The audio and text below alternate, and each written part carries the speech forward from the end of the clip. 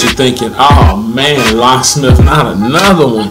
Yes, and I promise I won't take up too much of your time, but it need to be spoke on, right? We in the middle of this Christmas season. Tis the season for foolishness, tis the season for folly, and tis the season for the valley of dry bones and my people perishing for lack of knowledge. This is that season, right? So I want to deal with a Christmas tradition again, and I want to deal with the wreath, W-R-E-A-T-H,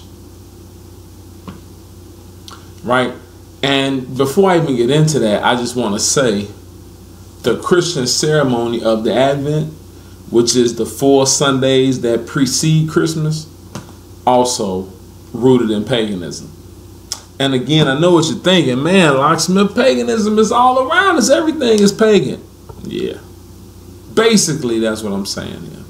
That's the point, right? Now, the Advent wreath is a symbol of survival, light, and hope. I'm going to hit you with an image of that wreath. All right, now, the Advent is practiced with a wreath of greens, a living circle containing candles successively lit throughout the Advent period, right? It is the time of waiting in darkness for the coming of the light that ties the so-called Christian observance of Advent to ancient paganism, right? This lighting of the candles from darkness into the light, right? Kind of sounds like some Illuminati something, right? Now, the circular Advent wreath and its candles are definitely pre-Christian.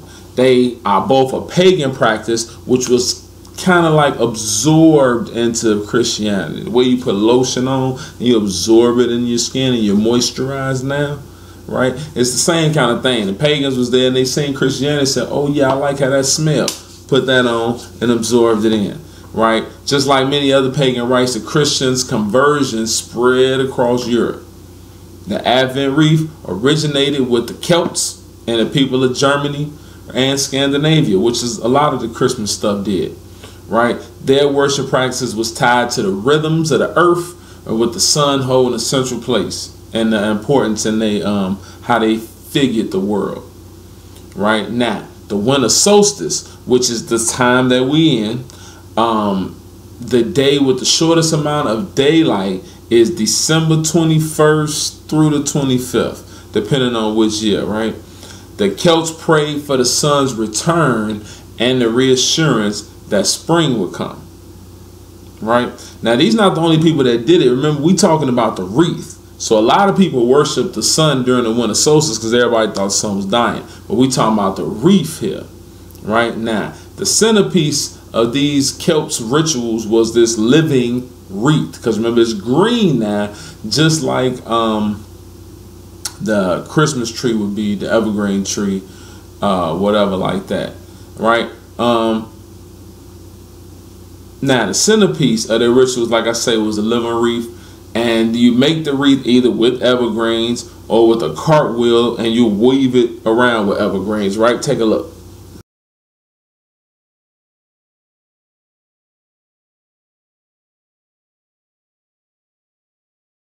Evergreen wreath or wheel symbolize the unending rotation of the seasons,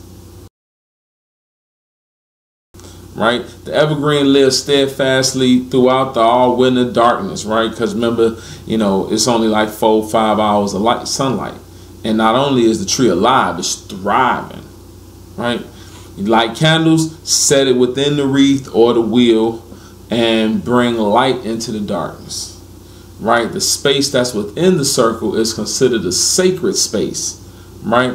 Altar candles were used in pagan rites just as they are in pagan practice today, pretty much, right? Before they became a part of the Christian worship, right? And if you set the candles, or in our case, in 21st century, the Christmas lights in such a way, the wreath lights up and makes the inner part glow, again, making it look sacred.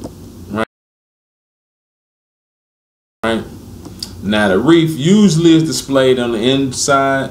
Like I say, the cartwheel is usually decorated with. The candles might be hung like a chandelier. Check this out.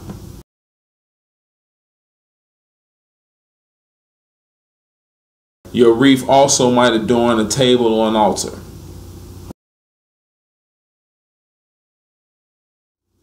Now, it didn't take a lot of change, right? The symbol of light in the dark with the wreath and the rebirth of the sun, it's real easy to fuse that together, blend that together with the birth of the Son of God, bringing light to the world. It's real easy, right? It almost appears that the Christian descendants of the pagan Celts in Europe naturally incorporated their continued use of the wreath in their winter Christian practices. The first official church use of the Advent wreath occurred in the early 1800s, right? And I remember having a wreath on my door when I was a little kid during the Christmas time. All right, let's open our Bibles to Luke chapter 16, because we don't want to let you go without giving you no scripture. Today was basically a history lesson, but we got to throw something in there real quick. Luke chapter 16 and read verse 13, bro. When you get there, go ahead and read that, bro. No servant can serve two masters, for either he will hate the one and love the other, or else he will hold to the one and despise the other. That's the truth. Ye cannot serve God and mammon. And that's basically what we've been talking about here for the last few minutes, is mammon. And you can't do both. You got to choose one or the other, right? May the Lord add a blessing to the consideration of his word. Come out of her, my people. Come out of Babylon. Mystery Babylon.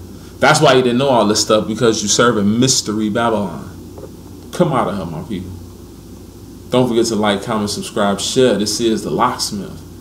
Knowledge is still the key. And we're going to keep studying the Bible until the sermon kick rocks. 1.